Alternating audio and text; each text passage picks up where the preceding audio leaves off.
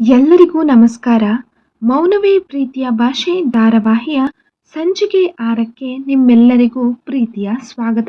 ಬನ್ನಿ, ಹಿಂದಿನ ಈ ಮಹಾಸಂಚಿಕೆಯಲ್ಲಿ ಮೇಘನ ಮತ್ತು ರುದ್ರರ ಜೀವನವನ್ನು ಸಂಪೂರ್ಣವಾಗಿ ಬದಲಾಯಿಸುವ ಆ ಅತಿ ದೊಡ್ಡ ಟ್ವಿಸ್ಟ್, ಕಣ್ಣೀರಿನ ಸಂಕಷ್ಟ ಮತ್ತು ಹೊಸ ಕದನದ ಕಥೆಯನ್ನು ಅತ್ಯಂತ ವಿಸ್ತಾರವಾಗಿ ಅನುಭವಿಸೋಣ. ಮನೆಯಿಂದ ಬಲವಂತವಾಗಿ ಕರೆತರಲ್ಪಟ್ಟ ಮೇಘನಾಳನ್ನ ಅವಳ ತಂದೆ ಸೂರ್ಯಪ್ರಕಾಶ್ ಮನೆಯ ಮಹಡಿಯಲ್ಲಿರುವ ಒಂದು ದೊಡ್ಡ ಕೋಣೆಯ ಕರಾರುಬಕ್ಕಾಗಿ ಬಂಧಿಸಿ ಹಾಕಿದ್ದಾರೆ. ಹೊರಗಿನಿಂದ ಬಾಗಿಲಿಗೆ ಹಾಕಲಾದ ದೊಡ್ಡ ಬೀಗದ ಕೀಲಿ ಮೇಘನಾಳ ಸ್ವಾತಂತ್ರ್ಯವನ್ನ ಮಾತ್ರವಲ್ಲದೆ ಅವಳ ಉಸಿರನ್ನೂ ಹಿಸುಕಿದಂತೆ ಮಾಡುತ್ತಿದೆ. ಕೋಣೆಯ ಗೋಡೆಗಳು ಅವಳನ್ನ ನುಂಗಲು ಬರುವಂತೆ ಭಾಸವಾಗುತ್ತಿದೆ. ಕಿಟಕಿಯ ಮೂಲಕ ಹೊರಗೆ ಕಾಣುವ ಆಕಾಶದನ್ನ ದಿಟ್ಟಿಸುತ್ತಾ ಮೇಘನ ದಿನವಿಡೀ ಕಣ್ಣೀರು ಹಾಕುತ್ತಲೇ ಇದ್ದಾಳೆ. ಅವಳ ಕಣ್ಣುಗಳು ಕೇವಲ ಒಂದೇ ಒಂದು ಮುಖವನ್ನ ಹುಡುಕುತ್ತಿವೆ. ಅದುವೇ ಮೂಕ ಕಲಾಕಾರ ರುದ್ರನ ಮುಖ. ನನ್ನನ್ನು ಈ ನರಕದಿಂದ ಕಾಪಾಡಿ ಈ ಕಲಾ ಸ್ಟುಡಿಯೋಗೆ ಕರೆದುಕೊಂಡು ಹೋಗಿ ಎಂದು ಅವಳ ಮೂಕ ಹೃದಯ ಒಳಗೆ ಅಳುತ್ತಿದೆ. ಆದರೆ ಮನೆಯ ಕೆಳಮಹಡಿಯಲ್ಲಿ ಸೂರ್ಯಪ್ರಕಾಶ್ ಮತ್ತು ವರುಣ್ ಮಾಡುತ್ತಿರುವ ಸಂಚು ಮಾತ್ರ ಬೇರೆಯೇ ಆಗಿದೆ. ಮೇಘನಾಳನ್ನ ಇನ್ನೂ ಈ ರೀತಿಯಲ್ಲಿ ಮನೆಯಲ್ಲಿಟ್ಟುಕೊಳ್ಳುವುದು ಸುರಕ್ಷಿತವಲ್ಲ. ಇವಳಿಗೆ ತಕ್ಷಣವೇ ಮದುವೆ ಮಾಡಬೇಕು ಎಂದು ನಿರ್ಧಾರಕ್ಕೆ ಬರುತ್ತಾರೆ. ಸಂಜೆ ಕತ್ತಲು ದಟ್ಟಿಸುತ್ತಿದ್ದಂತೆ ಸೂರ್ಯಪ್ರಕಾಶ್ ತಮ್ಮ ಅತ್ಯಂತ ಪ್ರಭಾವಿ ಮತ್ತು ಶ್ರೀಮಂತ ಸ್ನೇಹಿತ ಹಾಗೂ ಸ್ಥಳೀಯ ಉದ್ಯಮಿ ವಿಕ್ರಮ್ಗೆ ಫೋನ್ ಮಾಡಿ ಮನೆಯಲ್ಲಿಯೇ ಒಂದು ತುರ್ತು ಭೇಟಿಗೆ ಆಹ್ವಾನಿಸ್ತಾರೆ.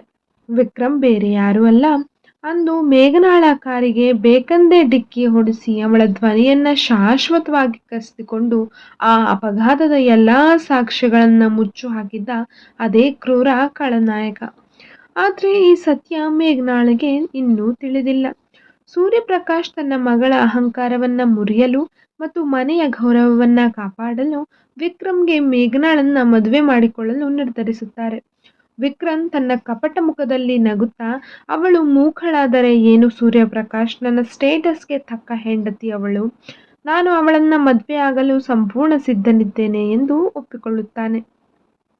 ಈ ಕರಾಳ ಒಪ್ಪಂದ ಮೇಘನಾಳ ಬದುಕಿಗೆ ಅತಿ ದೊಡ್ಡ ಗಲ್ಲಿಗೇರಿಸುವ ಶಿಕ್ಷೆಯಂತೆ ಸಿದ್ಧವಾಗುತ್ತಿದೆ. ಇದೇ ಸಮಯದಲ್ಲಿ ಆ ಕಲಾ ಸ್ಟುಡಿಯೋದ ಒಳಗೆ ರುದ್ರನ ಪರಿಸ್ಥಿತಿ ಸಂಪೂರ್ಣವಾಗಿ ಬದಲಾಗಿದೆ.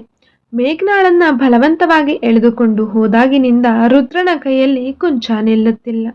ಅವನು ಬಿಡಿಸುತ್ತಿರುವ ಪ್ರತಿಯೊಂದು ಚಿತ್ರದಲ್ಲೂ ಮೇಘನಾಳ ಕಣ್ಣೀರು, ಅವಳ ಸಹಾಯಕ್ಕಾಗಿ ಚಾಚಿದ ಕೈಗಳೇ ಮೂಡಿಬರುತ್ತಿವೆ. ಇದುವರೆಗೆ ಜಗತ್ತಿನ ಯಾವುದೇ ಸಂಬಂಧಗಳೊಂದಿಗೆ ನಂಟು ಇಟ್ಟುಕೊಳ್ಳದ ರುದ್ರನಿಗೆ ಇಂದು ಮೇಘನಾಳಿಗೆ ಆ ಸ್ಟುಡಿಯೋ ಒಂದು ಸ್ಮಶಾನದಂತೆ ಕಾಣಿಸುತ್ತಿದೆ. ಅವನ ಮೂಕ ಮನಸ್ಸು ಒಂದು ನಿರ್ಧಾರಕ್ಕೆ ಬರುತ್ತದೆ. ಈ ಹೆಣ್ಣನ್ನ ಆ ರಾಕ್ಷಸರ ಕೈಯಿಂದ ಹೇಗಾದರೂ ಮಾಡಿ ರಕ್ಷಿಸಬೇಕು. ಅವಳ ಮೌನಕ್ಕೆ ನನ್ನ ಕಲೆ, ನನ್ನ ಪ್ರಾಣವೇ ಕಾವಲು ಎಂದು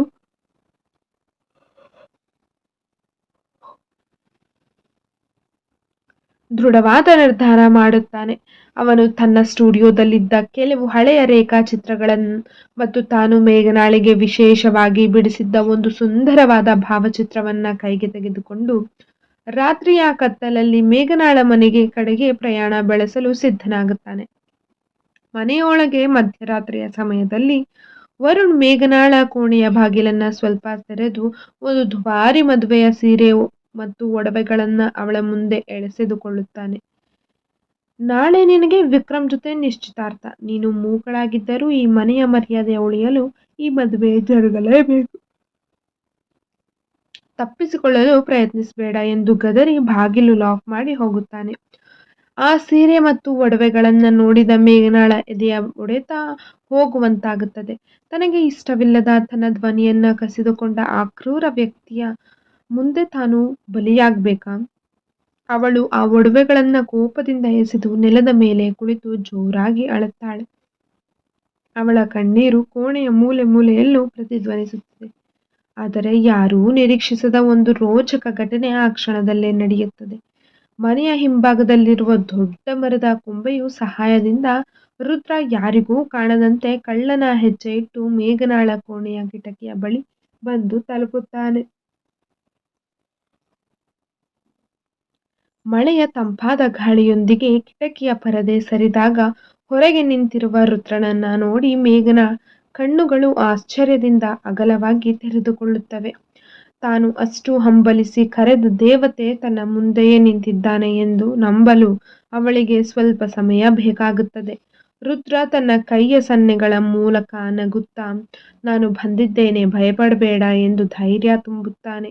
ಮೇಘನ ಓಡಿ ಬಂದು ಕಿಟಕಿಯ ಸರಿಯನ್ನ ಹಿಡಿದುಕೊಂಡು ರುದ್ರನ ಕೈಯನ್ನ ಗಟ್ಟಿಯಾಗಿ ತನ್ನ ಕಣ್ಣಿಗೆ ಒಪ್ಪಿಕೊಳ್ಳುತ್ತಾಳೆ. ರುದ್ರ ನಿಧಾನವಾಗಿ ತನ್ನ ಕೈಯಿಂದ ಮೇಘನಾಳ ಕಣ್ಣೀರನ್ನ ಒರೆಸಿ ಅವಳನ್ನ ಆ ಕೋಣೆಯಿಂದ ಹೇಗಾದ್ರೂ ಮಾಡಿ ಹೊರಗೆ ಕರೆದುಕೊಂಡು ಹೋಗಲು ಪ್ಲಾನ್ ಮಾಡ್ತಾನೆ. ಆದ್ರೆ ವಿಧಿ ಅವರ ಈ ರಹಸ್ಯ ಭೇಟಿಯನ್ನ ಸುಮ್ಮನೆ ಬಿಡೋದಿಲ್ಲ. ಆದ್ರೆ ಅದೇ ಸಮಯಕ್ಕೆ ಕೆಳಮಹಡಿಯಲ್ಲಿ ವಿಕ್ರಮ್ ಮತ್ತು ಸೂರ್ಯಪ್ರಕಾಶ್ ಮಾತನಾಡುತ್ತಾ ಮೆಟ್ಟಿಲು ಹತ್ತಿ ಮೇಘನಾಳ ಕೋಣೆಯ ಕಡೆಗೆ ಬರುವ ಸದ್ದು ಕೇಳಿಸುತ್ತದೆ. ಬಾಗಿಲು ತೆರೆದು ನೋಡು ವಿಕ್ರಮ್, ನಾಳಿನ ನಿಶ್ಚಿತಾರ್ಥಕ್ಕೆ ಅವಳು ತಯಾರಾಗಿದ್ದಾಳೆ ಇಲ್ವಾ ಅಂತ ಎಂದು ಸೂರ್ಯಪ್ರಕಾಶ್ ಹೇಳುತ್ತಾ ಹತ್ತಿರ ಬರುತ್ತಿದ್ದಾರೆ. ಕೋಣೆಯ ಹೊರಗೆ ವಿಕ್ರಮ್ ಮತ್ತು ಸೂರ್ಯಪ್ರಕಾಶ್ ಬಾಗಿಲು ತಟ್ಟುವ ಸದ್ದು ಕೇಳುತ್ತಿದ್ದಂತೆ ಮೇಘನಾ ಮತ್ತು ರುದ್ರ ಇಬ್ಬರು ದಿಢೀರ್ ಬೆಚ್ಚಿ ಬೀಳುತ್ತಾರೆ. ಈ ಕರಾಳ ರಾತ್ರಿಯಲ್ಲಿ ಕೋಣೆಯ ಒಳಗೆ ಸಿಕ್ಕಿಬಿದ್ದಿರುವ ರುದ್ರ ಮತ್ತು ಮೇಘನಾಳನ್ನ ವಿಕ್ರಮ್ ಹಾಗೂ ಸೂರ್ಯಪ್ರಕಾಶ್ ನೋಡಿದ್ರೆ ಮುಂದಿನ ಅನಾಹುತವೇನು? ರುದ್ರ ತನ್ನ ಪ್ರೀತಿಯನ್ನ ರಕ್ಷಿಸಲು ಯಾವ ಸಹಾಯ ಮಾಡುತ್ತಾನೆ? ಈ ಎಲ್ಲ ರೋಚಕ ಹಾಗೂ ಉಸಿರು ಬಿಗಿಡಿಸುವ ತಿರುವುಗಳೊಂದಿಗೆ ಇಂದಿನ ಮಹಾ ಸಂಚಿಕೆ ಇಲ್ಲಿಗೆ ಮುಕ್ತಾಯಗೊಳ್ಳುತ್ತದೆ. ಹಾಗೆ ಕೋಣೆಯ ಒಳಗೆ ಪ್ರೀತಿಯ ಮರುಮಿಲನವಾದ್ರೆ ಹೊರಗೆ ವಿಕ್ರಮ್ ಮತ್ತು ಸೂರ್ಯಪ್ರಕಾಶ್ ಬಾಗಿಲು ತಟ್ಟುವ ಕರಾಳ ಧ್ವನಿ ಇತ್ತು.